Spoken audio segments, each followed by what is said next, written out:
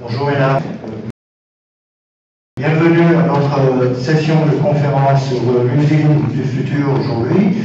Je reprendrai la parole après, mais maintenant je invite M. Daniel Lefler, qui représente le département de l'économie à Genève, qui vous adresse quelques paroles de bienvenue. Merci Daniel.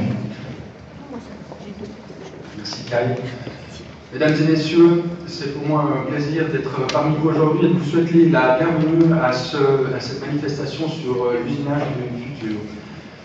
Peut-être juste en quelques mots, je suis le directeur du service de la promotion économique et en tant que directeur de la promotion économique, nous avons deux missions principales. Une qui est d'attirer des sociétés de l'étranger pour les faire venir dans la région et l'autre de soutenir le tissu économique local.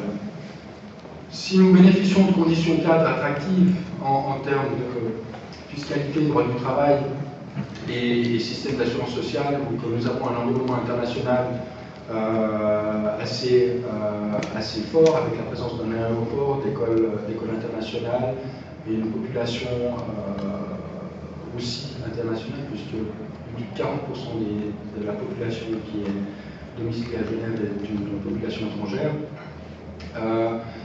Nous avons été confrontés durant ces dernières années à une redéfinition de la stratégie de la promotion économique.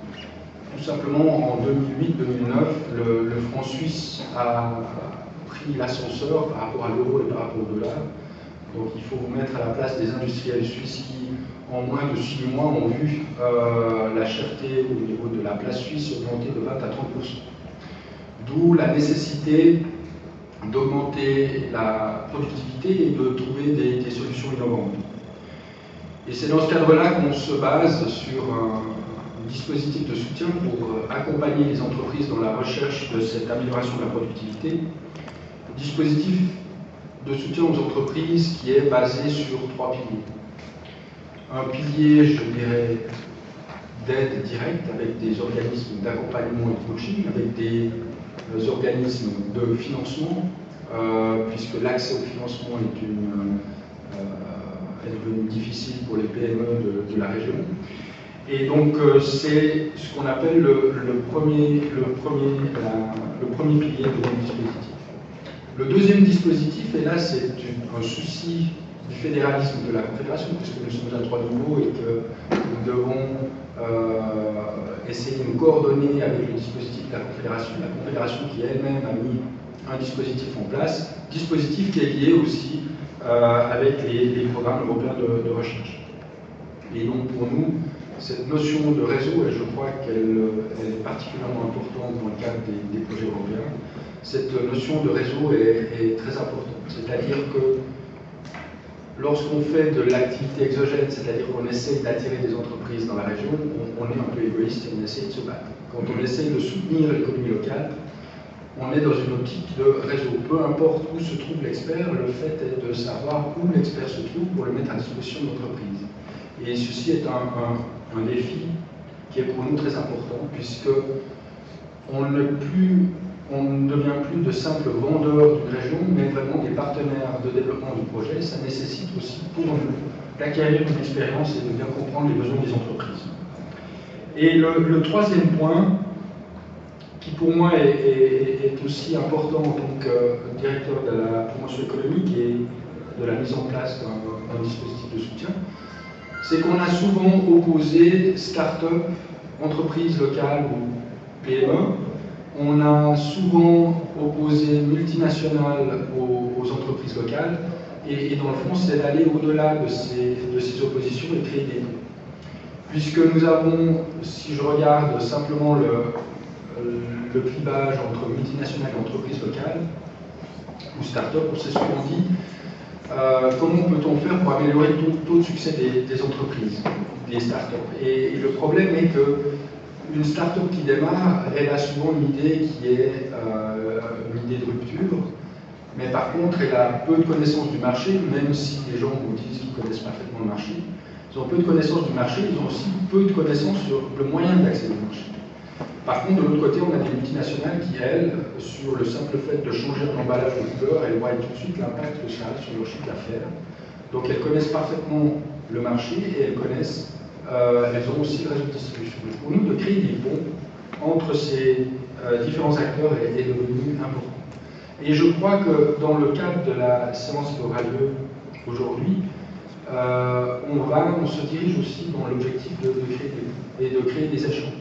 Car on va chercher des idées, et lorsqu'on cherche des idées, c'est d'essayer de sortir out of the box, de trouver des nouveaux concepts, et surtout de trouver des gens qui ont de l'expérience, et de trouver ces bonnes personnes.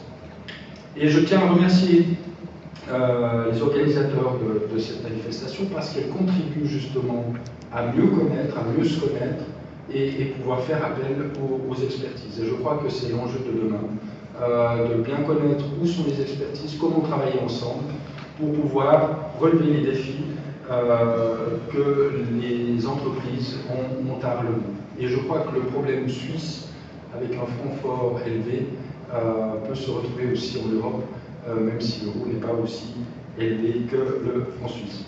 Voilà, je vous remercie de votre attention et je vous souhaite un agréable après-midi.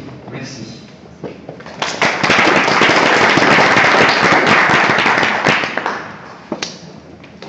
Ok. Bon, vous avez l'agenda qui est affiché là. Déjà, je m'excuse. L'agenda est un petit peu surréaliste parce que j'ai inventé l'usine à remonter le temps. Non, c'est pas. Ouais, alors j'invite les partenaires suivants justement de parler de manière très concise et brève. Je ne sais pas si je le calcule juste pour qu'on arrive à 17h réellement. Voilà. Ceci étant dit, Madame Yvette Ramos de Swiss Engineering va vous adresser quelques paroles aussi pour représenter l'association qui nous soutient fortement dans cette organisation de cette conférence. Merci. Alors, bonjour à toutes et à tous, je vais être le plus concis possible. Je remercie déjà bien sûr les organisateurs, Monsieur Mancaille en particulier, qui fait partie de notre comité de Swiss Engineering Genève. En quelques mots, Swiss Engineering, c'est quoi? C'est une association dont nous avons fêté la 115e assemblée des délégués à Zurich, pas plus tard que ce week-end dernier. Moi-même, je suis la présidente de la section de Genève et de la région nouvellement constituée de la Romandie au sein de notre association. Voilà, bon, rapidement, nous sommes 13 000 membres, donc c'est tous les diplômés équivalents au bachelor, on va dire, tous les diplômes UTS, ETS, et c'est une association qui regroupe à peu près 80% d'ingénieurs techniques, hein, voilà, dans tous les domaines, transport, mobilité, civil engineering, bien évidemment la production, etc. Moi-même, je suis électronicienne, par exemple, et nous sommes 13 000, dont 2500 en région romande. Voilà, ce que je voudrais dire, c'est que notre président, Laurent Favre, élu il y a maintenant 2 ans, est conseiller national à Berne. Il est neuchâtelois, juste pour information. Laurent, voilà, ils sont 2 ingénieurs à avoir fait partie du Conseil national. Ils portent vraiment la voix au niveau de la politique pour ce qui concerne tout ce qui relève des MINT, c'est-à-dire les mathématiques, l'informatique, les nouvelles technologies d'une façon générale. Et Dieu sait que nous avons besoin de porte-parole dans tous ces domaines.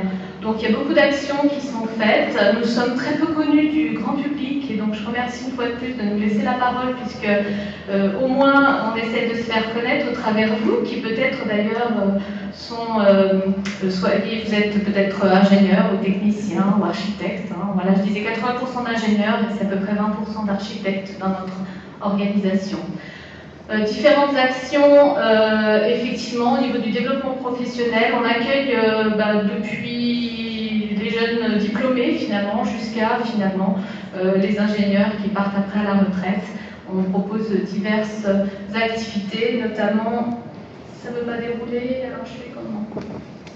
Si? Ah, je suis désolée, c'est bloqué. Ah, c'est parce qu'ici, on demande de fermer quelque chose. Voilà, je pense que ça joue. C'est bon. Voilà, alors bien sûr nous sommes très impliqués dans tous les domaines d'actualité. Je parlais de la porte-parole de la technologie et de l'ingénierie, mais bien évidemment tous les sujets chauds du moment, y compris la mobilité, la pénurie d'énergie et bien sûr les thèmes qui vont vous être adressés aujourd'hui. On se fait entendre et dans la presse et via les médias, les réseaux sociaux. On prend des positions, évidemment. Et puis enfin, juste pour terminer, on a des projets, notamment sur la Romandie. Et puis j'invite vraiment qui veut éventuellement faire un partenariat avec nous pour promouvoir la technique et la technologie depuis les écoles. On fait des interventions. Il y a un projet qui s'appelle Kids Info. On intervient dans les classes des 8 à 10 ans, parce qu'à ce moment-là, on ne sait pas du tout ce que c'est qu'un ingénieur, un architecte, et on n'a pas forcément idée de ce que peut être ce beau métier. Voilà, sans compter la question de l'égalité entre les femmes et les hommes qui me porte particulièrement moi-même. Voilà, en tant que première présidente de Swiss Engineering Genève, au bout de 100 ans, je ne pourrais pas dire le contraire. Voilà, j'en ai terminé, merci beaucoup, et puis place au vrai contenu de cette conférence.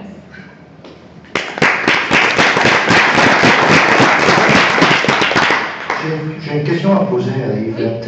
Est-ce que le mot ingénieur existe dans le dictionnaire?